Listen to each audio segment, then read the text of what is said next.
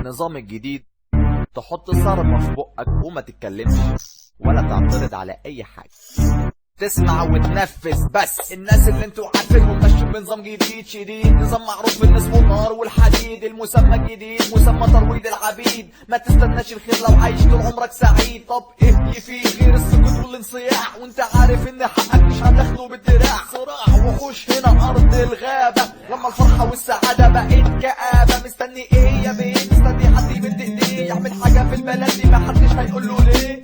كله يهون لو حد فينا عاش حياة آدمية، ده مش نوع من الجهود. الأسعار بتغلى ليه؟ حد يديني الإجابة. الجيوب اللي اتملت من عرق الناس الغلابة، ناس كدابة نصابة بيشترونا بالكلام من مصلحتهم، إننا كده عايشين في الظلام. كل مواطن كل فقير كل حرامي كل حقير، لما تشوفهم تجري تحط تبوس رجليهم من غير تفكير. عايش في غربة جوه أرضي، عايش لكني مش في أرضي. كل مواطن كل فقير كل حرامي كل حقير، لما تشوفهم تجري تحط تبوس رجليهم من غير تفكير. عايش في غربة جوه أرضي، عايش لكني مش في أرضي.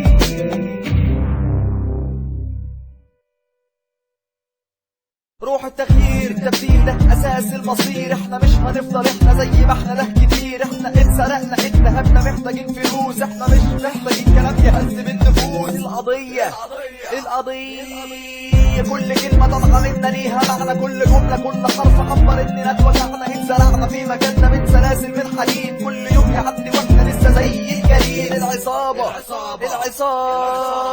كبرت، ده مش ملك ده اخطبوط. الكرامة غرقت ناس راكبها الطاحوت. انا بكلم كل واحد عنده نوع من الكرامة، لازم يتحرك من مكانه ويواجههم بصرامة. مشكلتنا اننا كده عايشين محدش سايقنا، مضطرين نفضل عايشين مش عايزين حد يضايقنا. لو فكرنا مرة اننا نعدي خطوة من طريقنا، مش هنعرف مين اللي عايش فينا ومن غيرنا.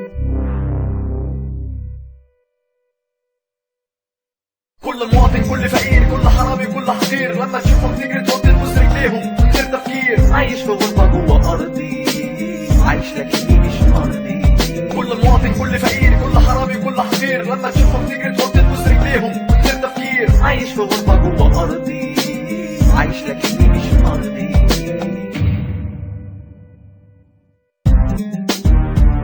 زي ما انت واقف مكانك ما تتحركش، يعني جديد علينا، ده طول عمرنا واقفين مكاننا. مش سهل انك تتحرك من مكانك او تعمل غير اللي مرسوم لك يعمله بس.